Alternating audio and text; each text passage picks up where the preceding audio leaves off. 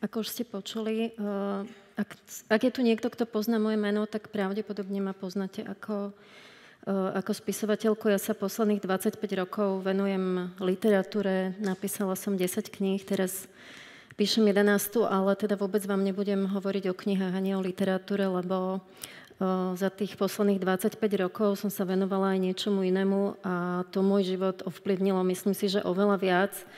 A boli to takéto zelené kufriky. Máte doma nejaké takéto zelené? Alebo tí, čo ste už na tom vyššom leveli, tak možno aj modré. Ja ich mám doma teda dosť. Mám doma pokosovú pilu, mám kotúčovú pilu, mám priečnú pilu, vrtačky, brúsky, karbobrúsky. Mám taký čierny kufrík, kde mám veľa takých tých menších nástrojov, kladivka a všetko možné. Ak ste kútili, tak viete, čo sa tam všetko zmestí. Ale začínala som s takou malou modrou pílkou. To bol môj úplne prvý nástroj, ktorý som mohla označiť, že to je ten môj. A daroval mi ho otec, keď som mala asi 5-6 rokov. A bola to teda modrá pílka. Ja som vyrastala v socializme a jednou z mála výhod detstva v socializme bola tá výhoda, že rodičia na nás nedávali zase až tak veľa pozor a mali sme obrovskú slobodu, čo sa týka pohybu, teda šopipovali, vyrastali sme u babky a tam sa úplne všade objavovali takéto nástroje a nikdy nás od práce nikto neodháňal, takže my sme od malička boli v kontakte s materiálom a s nástrojmi.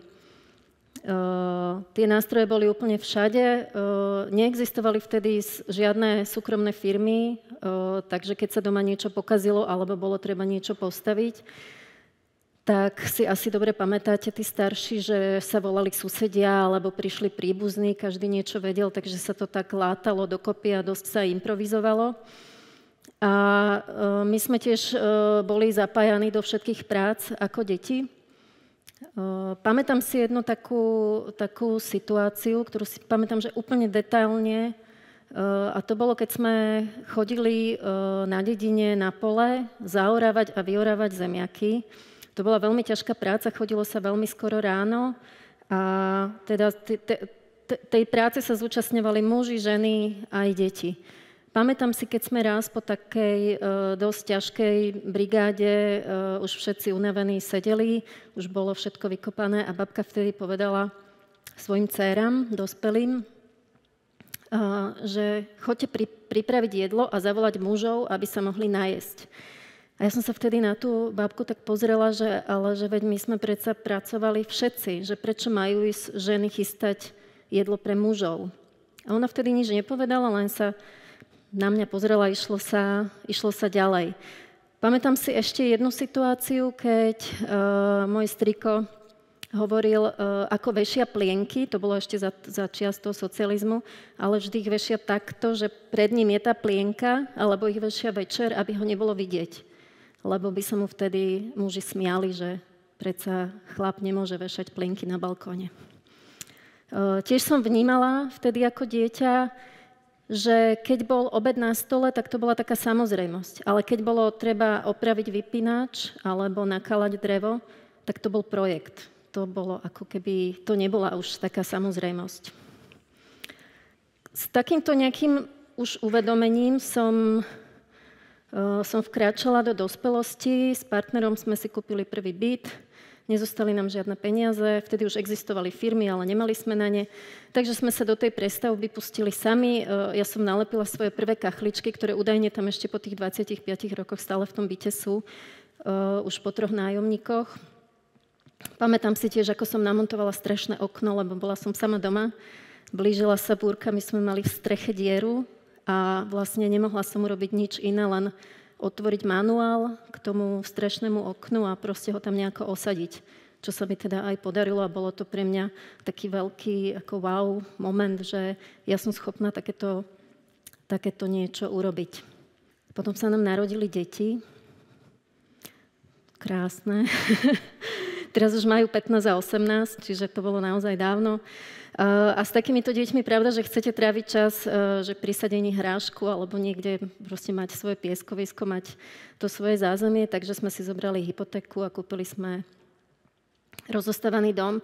A bol to taký klasický príbeh klasickej mladej rodiny, že muž má tú svoju kariéru, dobre zarába, lebo aj je starší, čiže už v tej kariére postúpil. Ja som predtým pracovala jednou nohou v 3. sektore, druhou nohou v kultúre, takže úplne na najhoršie platených pozíciách. Takže môj plat vtedy by nestačil ani na jednu jedinú mesačnú splátku hypotéky. Čiže bolo úplne jasné to rozhodnutie, že ja zostanem doma, budem robiť to zázemie a manžel bude pracovať.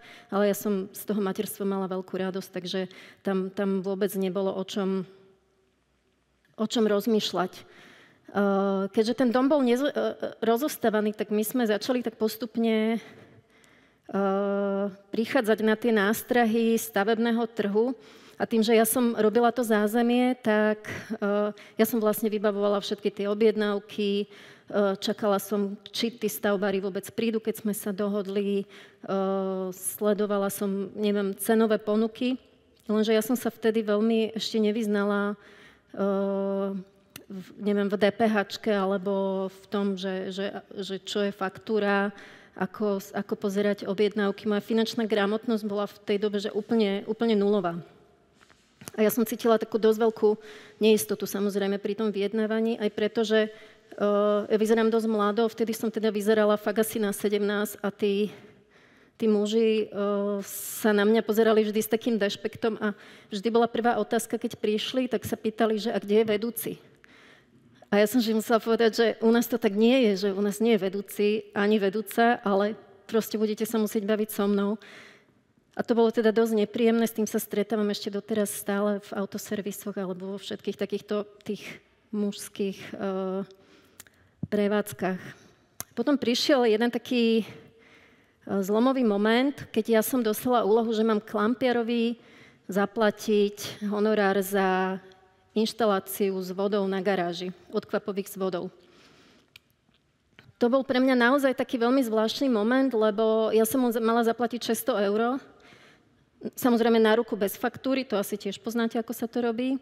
A to boli vtedy pre mňa, to bola hodnota mojich 2 materských za 2 mesiace. Ja som vtedy dostávala 260 € na 2 deti.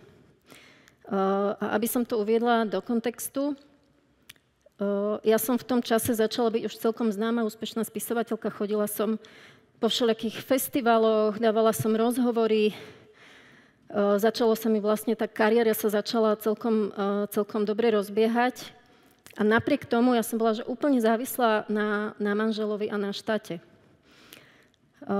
To bolo asi okolo roku 2013 a vtedy štát neumožňoval ženám na materskej pracovať, popri materskej.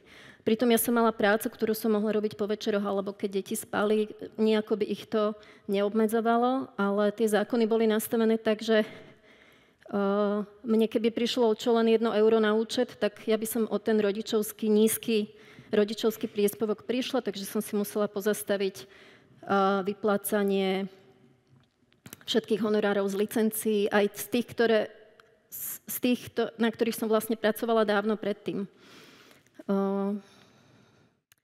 Ja som sa teda vtedy začala tak vrtať v tom systéme, v tom sociálnom systéme a v tom, ako je to v štáte, aké sú nastavené podmienky pre matky alebo ženy v domácnosti. A prišla som na ďalšie veci, napríklad, že môj dôchodok bude oveľa nižší ako dôchodok akéhokoľvek iného muža, ktorý nebol na materskej, pretože som poistenkyňou štátu. Ten dôchodok sa bude vymeriavať z najnižšieho vymeriavacieho základu. A tiež som si uvedomila, že ja sa starám o 2 deti, ale mám iba 1 rodičovský príspevok. Predstavte si ženy, ktoré majú 3-4 deti a na tej materskej sú, dajme tomu, 10 rokov. Takže s nimi sa toto bude ťahať až do dôchodku. A môžu vychovať 10 detí a budú sa musieť spoliehať na to, že tie deti sa potom o ne postarajú, pretože oni same sa nebudú môcť o seba postarať. Odvtedy sa situácia zmenila úplne minimálne, ja to stále sledujem, ale teda tie príspevky rodičovské sa zvýšili, tie podmienky sa trošku zmenili. ale stále sú tie ženy veľmi znevýhodnené. Čiže ten štát ako keby stále rátal s tým, že o nás sa má niekto postarať, ale nemyslí veľmi na to, že mnohé ženy napríklad nemajú partnera, alebo nechcú, aby to takto bolo a platí, že akákoľvek závislosť nikomu nič dobre neprinesie. Poďme späť do garáže. Ja som vtedy odmietla tomu klampierovi zaplatiť, lebo to bola úplne prestrelená cena. A pripravila som sa na ňo, naštudovala som si cenníky, pozerala som si priemernú výšku práce za takéto práce a teda som ho konfrontovala. To počínanie možno vyzerá tak sebavedomo, ale ja som sa vtedy fakt klepala asi tak ako teraz, lebo to bolo asi prvýkrát, čo som sa odvážila sa nejako ísť do konfrontácie so starším mužom. A teda s niekým, kto je odborník na niečo a na mňa sa vlastne pozera tak trošku z vrchu. Odvtedy som začala stále v hlave tak prepočítavať. Napríklad výška rodičovského príspevku za mesiac pri 2 deťoch versus hodnota práce pri vykopaní nejakých 4 jám.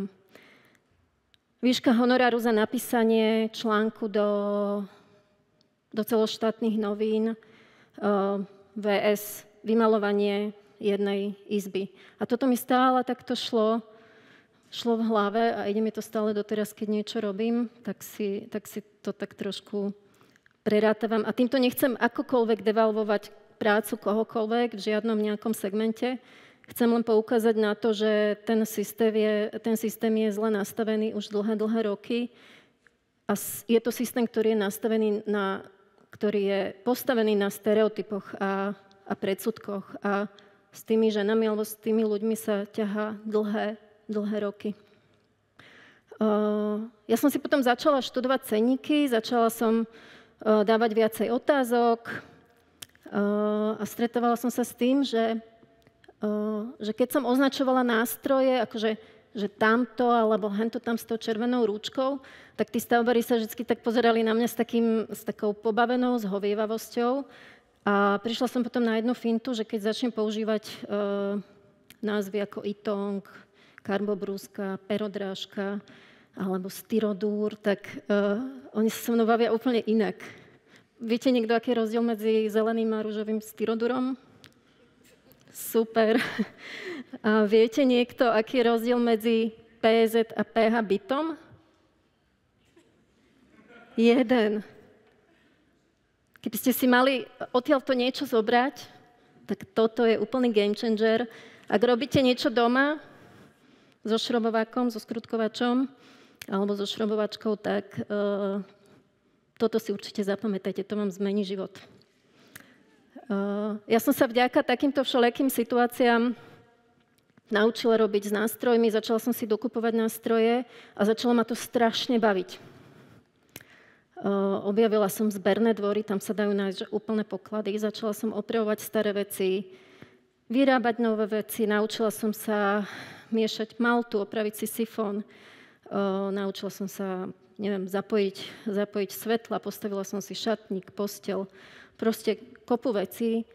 Objavila som krásy veľkých stavebných centier. Odporúčam v sobotu popoludní sa poprechádzať pomedzi regále, lebo tam objavíte, aké úžasné množstvo materiálov existuje na svete a čo všetko sa s tým dá robiť. A mám ich rada aj preto, lebo oni nemajú v reklamách polonahé ženy v bikinách, ale tam je táto realita. Oni majú v reklamách ženy v strednom veku, ktoré sú proste odhodlané hocičo urobiť. A oni sa tak ku vám aj správajú v tých centrách. A už ste si možno tam niektorí všimli ten komentár. Na ten som náhodou natrafila, ten je úplne signifikantný. S týmto všetkým som sa začala ešte venovať svojim financiám, lebo to, že si viete urobiť veci, neznamená, že ich môžete robiť, keď na ne nemáte peniaze. Takže som si dala do poriadku poistky, začala som investovať, naučila som sa pýtať si peniaze za prácu, ktorá pre mnohých nevyzerá ako práca, lebo práca spisovateľky znamená, že napríklad chodíte niekam čítať a to pre mnohých nie je práca. S tým, že ja som veľmi chcela, aby som bola schopná sa o seba postarať, prípadne o druhých, aj keď by som za akýchkoľvek okolností, čiže aj keby som bola bez toho partnera, alebo keby mi ten štát nepomáhal. Takže som začala úplne inak rozmýšľať nad hodnotou svojej vlastnej práce.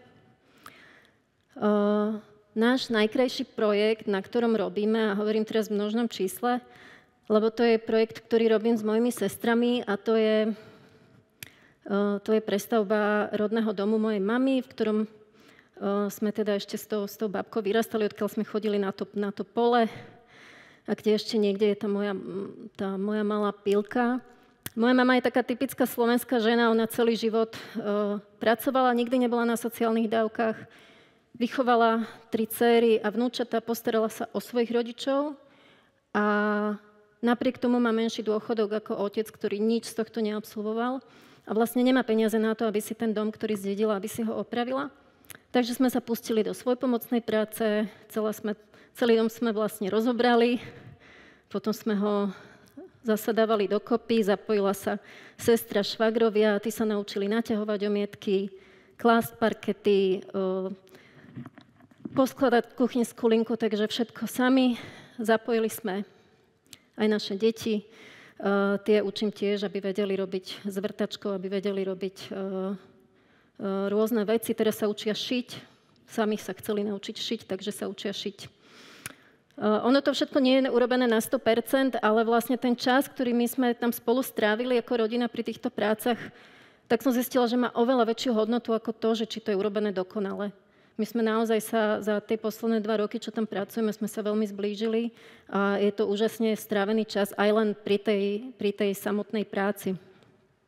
A keď vidíte, že vy dokážete vlastnými rukami z takéhoto niečoho urobiť toto, tak to je naozaj úžasný pocit. Na záver by som chcela povedať, že ja som presvedčená, že toto všetko sa deje kvôli stereotypom. Lebo stereotypy plodia predsudky a predsudky plodia nerovnosť. Tie predsudky vznikajú vtedy, keď nevieme, aké je to byť na tej druhej strane, keď si vôbec nevieme predstaviť, že aké to je napríklad vychovávať tie deti, keď si nevieme predstaviť, aké je to sedieť v kabíne bagra, alebo aké to je napísať knihu. Keď delíme práce na mužské práce a na ženské práce.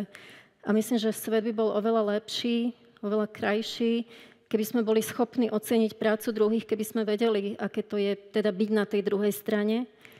Lebo stále každá z tých prác je len práca, ktorú musí niekto urobiť. A ona nie je ani dôležitejšia, ani jedna, ani druhá. Takisto ako ani jeden alebo druhý človek nie je dôležitejší, ten, ktorý tú prácu robí. Či už navaríte obed, alebo urobíte prednášku vysokoškolskú.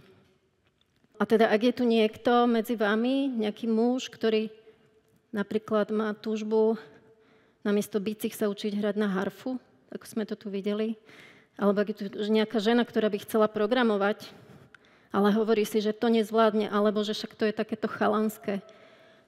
Alebo je tu niekto, kto by chcel vymeniť, že činky za jogu, nejaký muž, ale zdá sa mu, že to je také trošku blbé. Alebo sú tu nejakí starší, ktorí si hovoria, že celý život sa chceli učiť hrať na husliach a teraz už vlastne je to jedno, že pre koho by hrali. Tak ja vám len môžem povedať, že proste to skúste, že ten čas, na tom čase vôbec nezáleží, na tom výsledku tiež nezáleží. Nakoniec je dôležité to, ako strávite tú konkrétnu chvíľu pri tom učení sa a prinesie vám to možno oveľa viac, ako len to, že zahráte potom nejakú peknú pesničku. Muži, skúste ísť určite na matersku. Ak ešte to máte pred sebou, to je najlepšie, čo môžete urobiť. Ísť na matersku. Tak ja vám prajem, aby sa vám podarilo, aby ste mali tie príležitosti sa dostať na tú druhú stranu. Vždy sa nájde niekto, kto vám v tom pomôže, kto vás bude sprevádzať a na YouTube nájdete milión inštruktážnych videí na úplne čokoľvek. Ďakujem.